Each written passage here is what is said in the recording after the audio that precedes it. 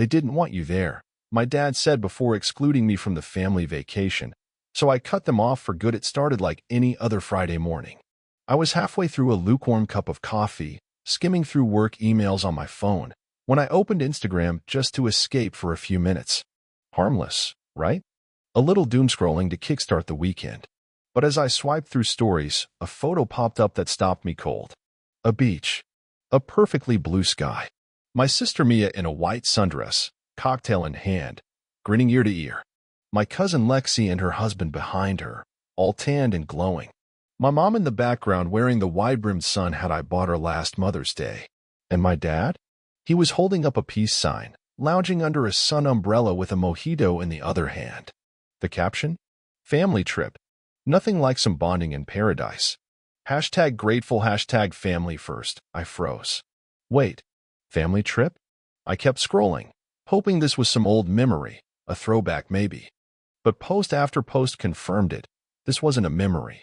This was now. And I hadn't even known it was happening. Before we go further, don't forget to like this story, hit subscribe, and tap the bell so you don't miss what happens next. No text.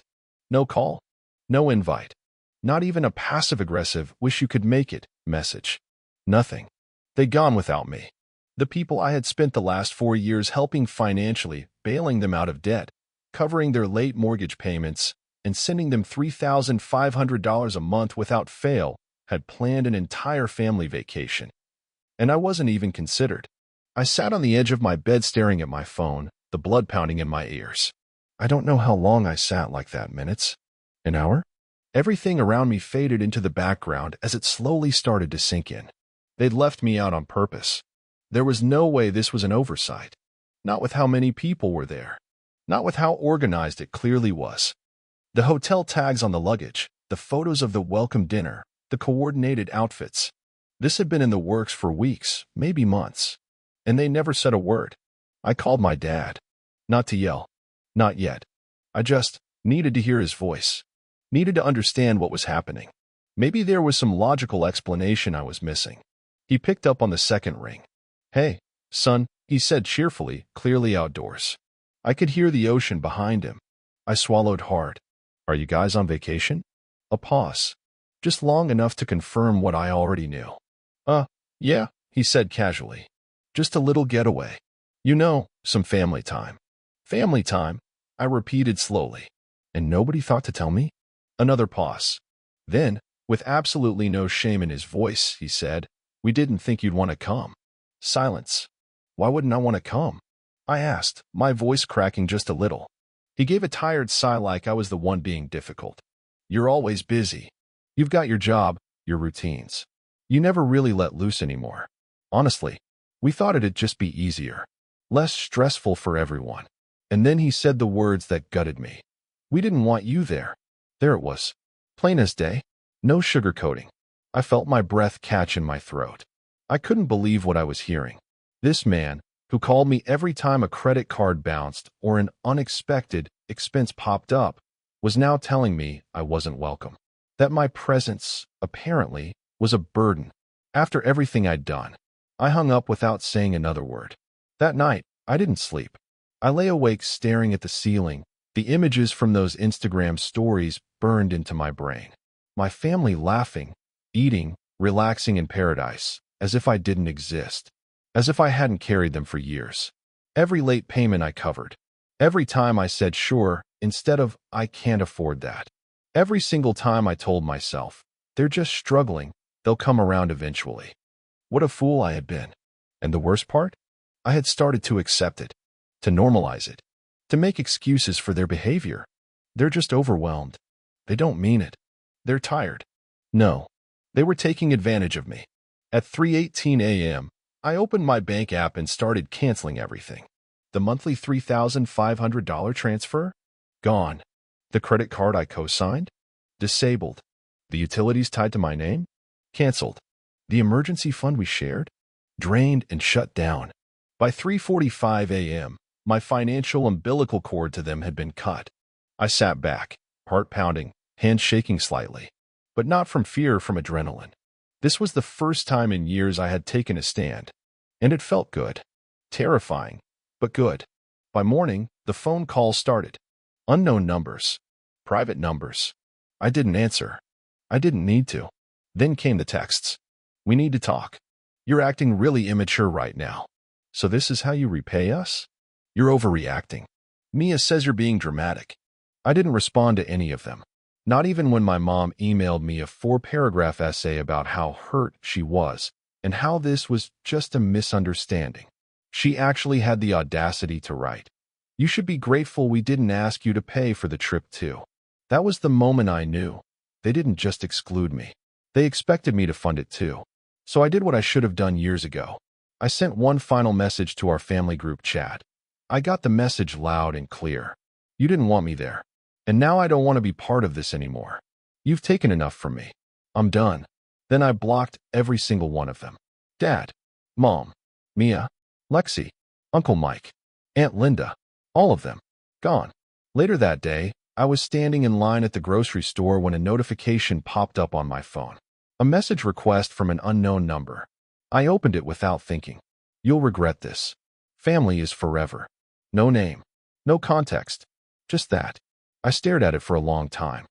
Not because it scared me, but because it confirmed what I had finally accepted.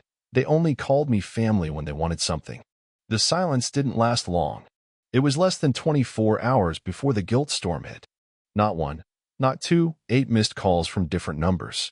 Some I recognized. Some I didn't.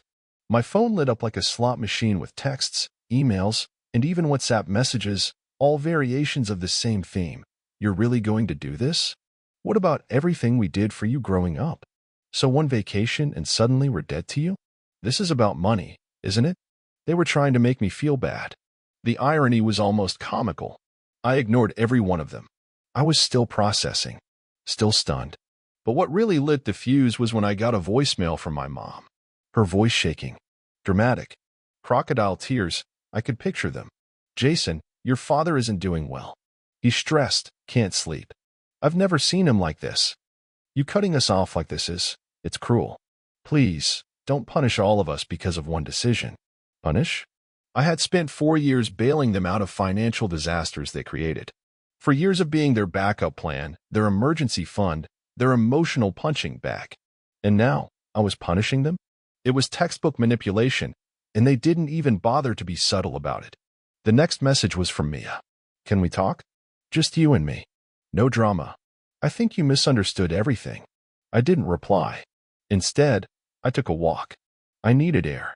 I needed to be in a space where I could feel like me, not the version of me they'd created, the responsible one, the wallet, the workhorse, the one who always came through. I passed a little bookstore cafe and impulsively went inside, bought a chai latte, sat by the window, and started journaling. Not because I'm one of those super mindful people who do that every morning. I'm not. But because I needed to see my thoughts somewhere other than inside my overloaded brain. I wrote. They excluded me. They didn't think I'd fit in with the family trip. They wanted my money, not my presence. And now they're mad I finally said no. That same night, a new email came in. But not from my family.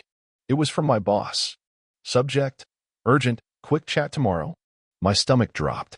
He didn't usually email me directly like that. My mind immediately jumped to worst-case scenarios. Layoffs? Restructuring? But when I opened the email, I froze. Hey Jason, I got a very strange call today from someone claiming to be a relative of yours. A woman. She said she was concerned about your mental state and mentioned something about rash financial decisions and cutting ties with loved ones. I didn't want to alarm you, but it felt off. Can we talk tomorrow? I stared at the screen, jaw clenched. My mother had called my boss. She didn't even try to go through me. She didn't send a message or wait for a reply.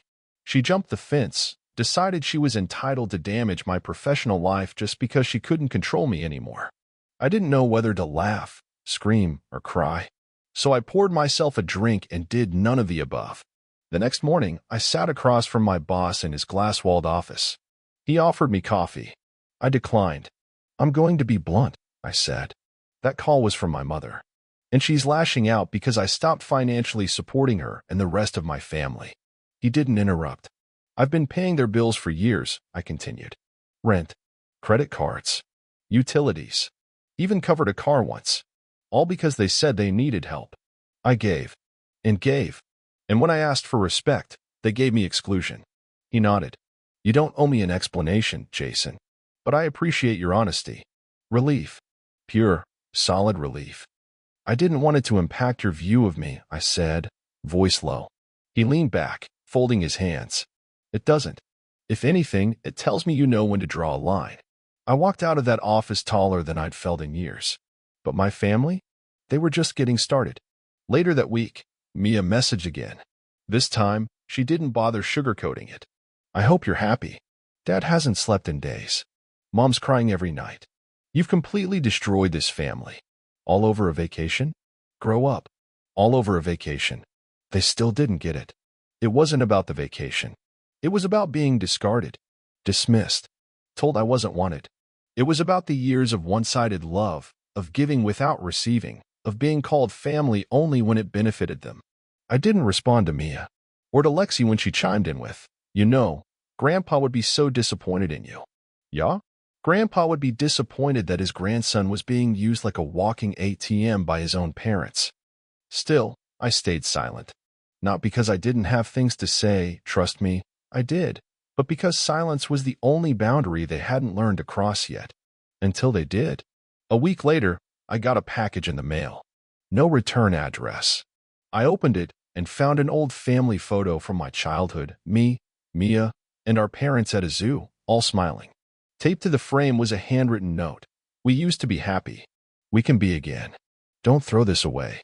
For a split second, my throat tightened. I remembered that day. I was 8. It was one of the few genuinely good memories I had. But then I remembered what came after. All the years they chose Margaret's comfort over my pain. All the times I came through while they barely showed up. I wrapped the frame back in bubble wrap and tossed it in the trash. If they couldn't guilt me into crawling back, they were going to try to ruin me. I saw that clearly now. After the voicemail from my mom, the messages from Mia, and the call to my boss, you'd think they'd get the message. That I was serious.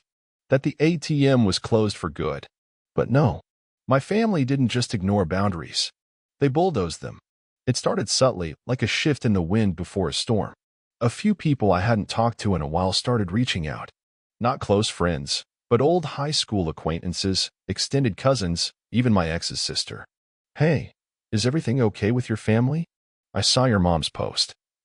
I don't want to assume, but are you all right? Dude, your cousin Lexi's talking mad stuff about you on Twitter. Thought you should know. I didn't need to look. I knew exactly what they were doing. They were painting me as unstable. The golden son turned selfish. The once reliable Jason now ungrateful and reckless. They probably told people I was having some kind of crisis. That I was throwing away my family over a misunderstanding. That I was ruining my parents' lives by abandoning them financially. And the worst part? They were good at it. They'd had years to master the art of spin. The tipping point came when I found out they'd called my landlord. Mr. Harris, a sweet, slightly awkward man in his 60s who had always been chill about everything, left me a voicemail sounding completely uncomfortable. Hi, Jason. Sorry to bother you. I got a call from I think she said she was your mother. She was concerned about your well-being and suggested I check in. Said you'd been acting erratically? She asked if rent had been late. I was livid. They weren't just trying to guilt-trip me anymore. They were trying to discredit me. They wanted to poison every relationship I had, make me look unstable, make it seem like I was the problem. If they couldn't get my money, they were going to destroy my reputation. I called Mr. Harris right back. Hey, I said calmly, my mother has been cut off from my finances, and she's not handling it well. I've always paid rent on time, and nothing about that is changing. He was quiet for a second. I figured something was off. You've been one of my best tenants. We chatted briefly, and he reassured me everything was fine. But as soon as I hung up, I felt something boil inside me. I was done playing defense. So I decided to go public. Not for attention, not for drama, but to finally reclaim the narrative they'd stolen from me. I opened Facebook, where most of my extended family still roamed. I typed for 20 minutes straight, then read it over once, hands trembling slightly. For those of you hearing strange things about me lately, let me clear the air. Yes, I cut off financial support to my parents. Yes, I stopped paying their bills, their rent, and their credit cards. Not because I'm cruel, but because I realized something devastating.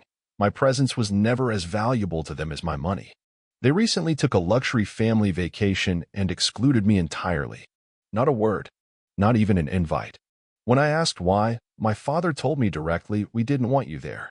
After years of being the one they relied on, I realized I had become nothing more than a paycheck with a name.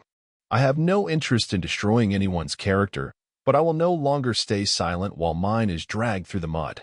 If that makes me selfish in your eyes, so be it. But I refuse to let my kindness be weaponized against me anymore. Family is not just DNA. It's effort. It's respect. It's love returned, not just taken. I'm not asking anyone to pick sides. Just telling my side, because no one else ever asked. And I hit post. The reaction was explosive. Hundreds of comments. Dozens of private messages. A flood of support from people I hadn't expected. Aunt Rosa messaged me. "I always knew something was off. Your mom made you into their safety net." My old college roommate commented, "Proud of you, man. Boundaries are hard. You're brave for doing what needed to be done." Even a few of my more distant cousins chimed in with things like, "This makes so much sense now," or, "I always wondered why they treated you like the backup plan." And then, silence from my immediate family. Deafening silence. Until 2 days later, Mia posted a passive-aggressive quote to her Instagram story. "Some people love to play the victim while destroying others behind the scenes." No names. No context. But I knew who it was for. Everyone did. And honestly, I smiled. Because I wasn't the victim anymore. I was the survivor.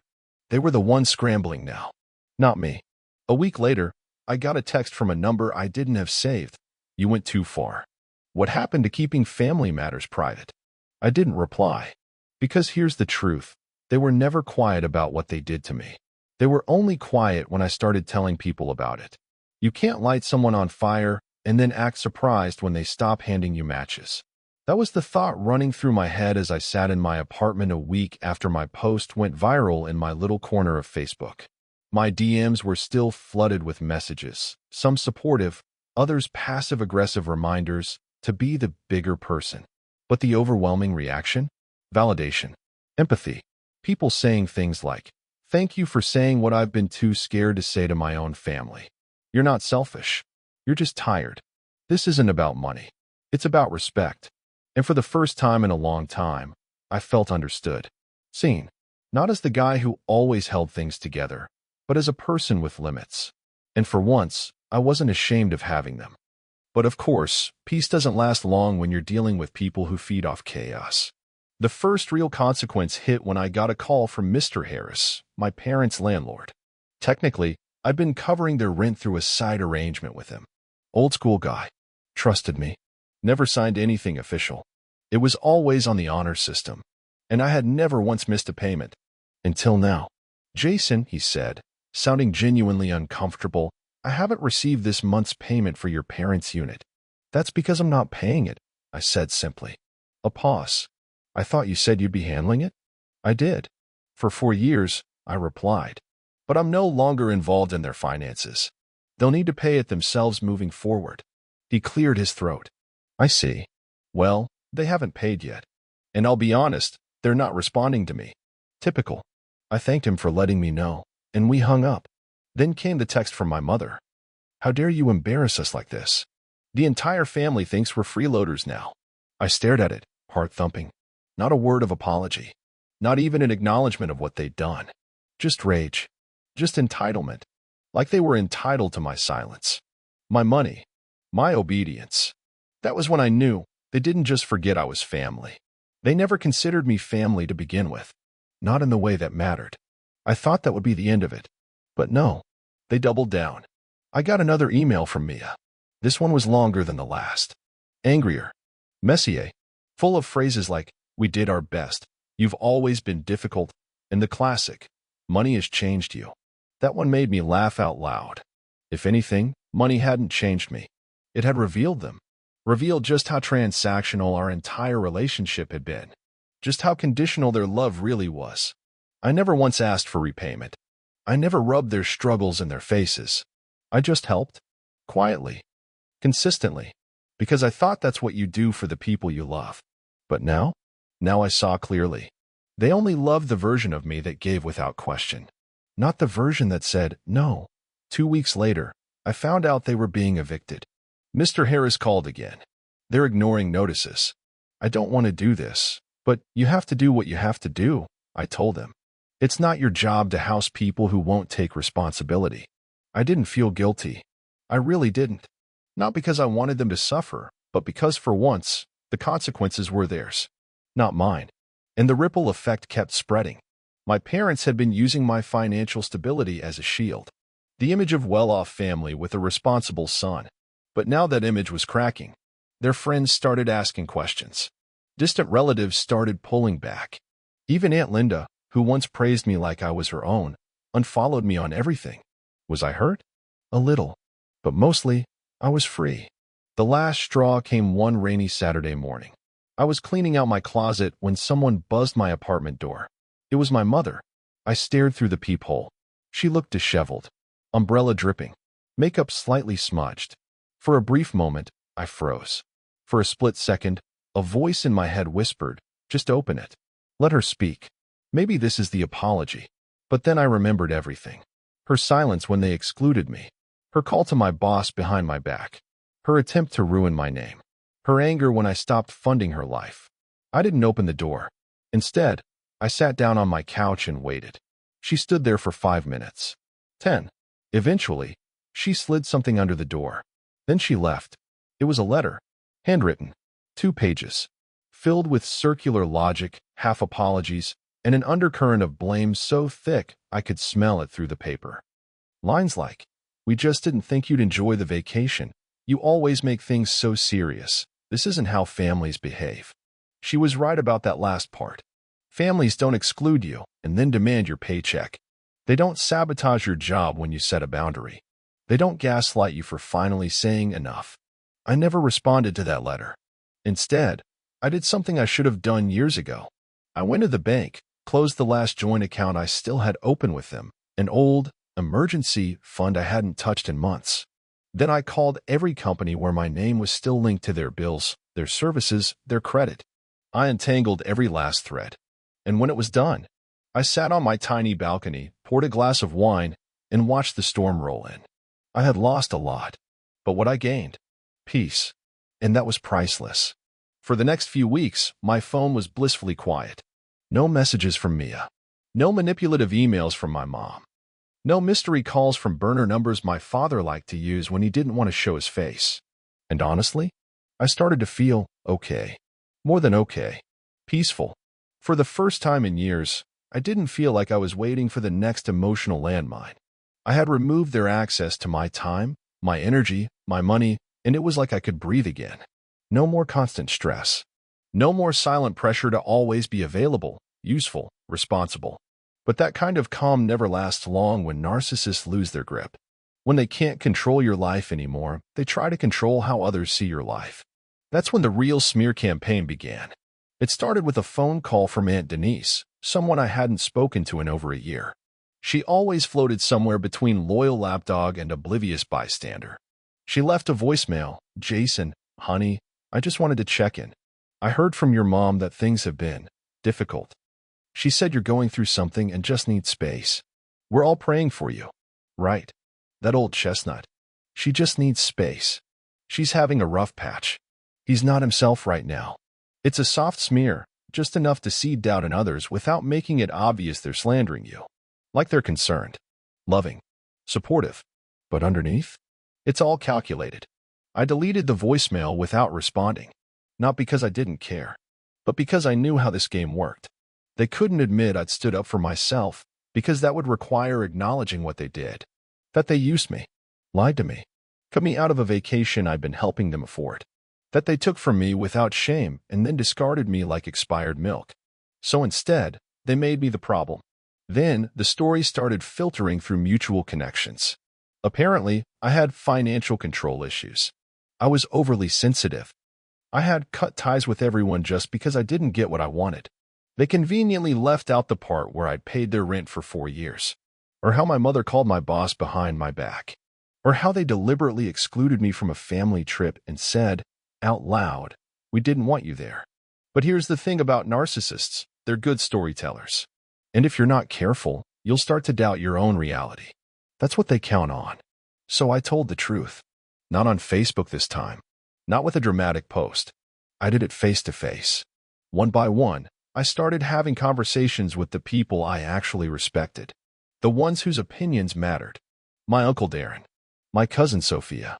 Even a couple of my old mentors who had heard the rumors and gently reached out, clearly concerned. I sat down with them and laid it out, calmly, directly, and without anger. I showed them receipts, bank transfers, screenshots, emails. I told them everything, from the vacation, to the exclusion, to the voicemail from my mother calling me selfish after I cut off their funding. And you know what happened? Most of them were horrified. My cousin Sophia, who used to idolize my mom, was the first to react honestly. I always thought your parents were a little off, she said. But I figured I was just being judgmental. I can't believe they really said that to you. She hugged me before she left. A real one. Not the polite kind. The kind that says I see you now. Uncle Darren, a man of few words, stared at the screenshots for a long time before shaking his head. You did the right thing, he said. Even if it doesn't feel like it. That hit me hard. Because it didn't always feel like it. Even with all the evidence. Even with the years of mistreatment. There were nights I lay awake wondering if I was the bad guy. If I was too harsh. If I'd overreacted. If maybe I should have stayed quiet just a little longer. But hearing someone say, you did the right thing, with no agenda, it healed something in me. The ripple effect was immediate. My parents' inner circle started shrinking.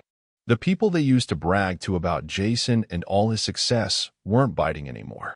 The sympathy they'd counted on started drying up. And when people realized there was a paper trail, a digital forest of evidence proving everything, they got quiet. Even Mia. She posted fewer quotes, fewer indirect jabs. Her carefully curated victim image started cracking. Because once you shine a light on the truth, it's hard to go back to the shadows. And then the message came. From my dad. After weeks of silence. You've made your point. You embarrassed your family. I hope you're happy. No apology. No acknowledgement of what they'd done.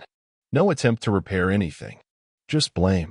Even in the face of total exposure, they couldn't own it. Couldn't say, we were wrong. Couldn't say, I'm sorry. That was when I truly understood something. Some people would rather burn everything down than admit they lit the match. So I sent one final message. I didn't expose you to embarrass you. I told the truth because you refused to. And if you're more upset about your reputation than what you did to me, then that says everything I need to know. And I blocked the number. Again. For good. It's funny how quiet life becomes when you finally stop giving pieces of yourself to people who only show up with scissors. After I blocked my dad for the last time, after the lies fell apart and the sympathy dried up, everything just stopped. The drama. The calls. The endless, what now, stress that had hung over my head like a cloud for years. Gone. For the first time in forever, I wasn't reacting to someone else's crisis. I wasn't scrambling to fix something I didn't break. I wasn't waking up to guilt-tripping messages or panicked voicemails begging for just one more month. There was silence. And in that silence, I started hearing myself again. I wish I could say I felt pure relief, or that healing was instant. But it wasn't.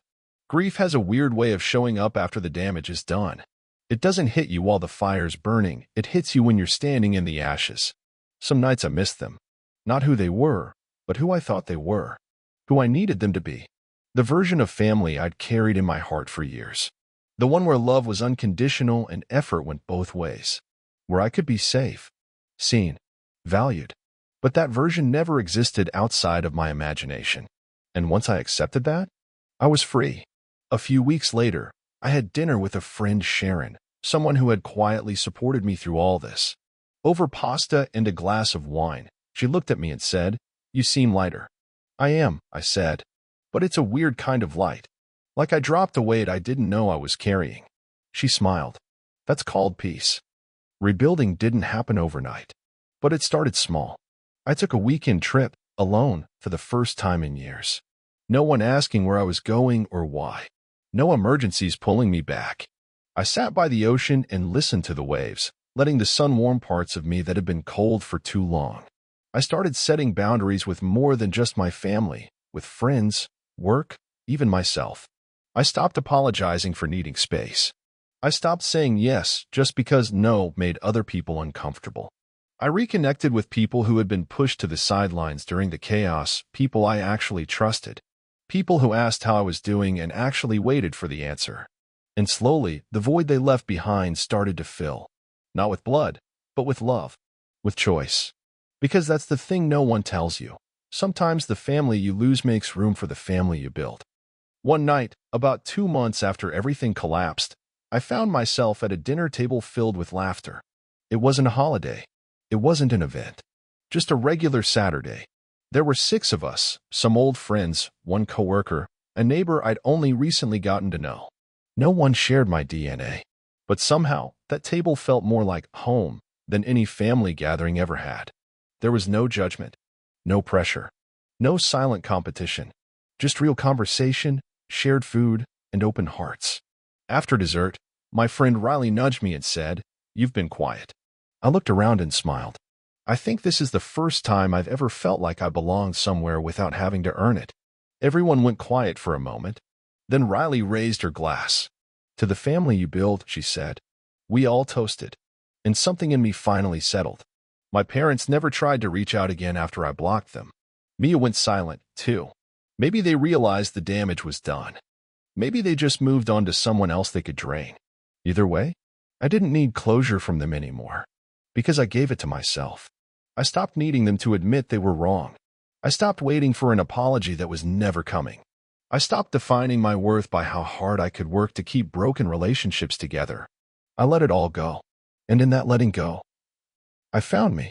So if you're reading this and you're in that place, the in-between, the heartbreak, the should I walk away or keep holding on, space, let me say this to you. You are not selfish for setting boundaries. You are not cruel for cutting off people who hurt you. You are not wrong for wanting peace more than chaos. Sometimes the cost of freedom is high, but what you get in return is everything.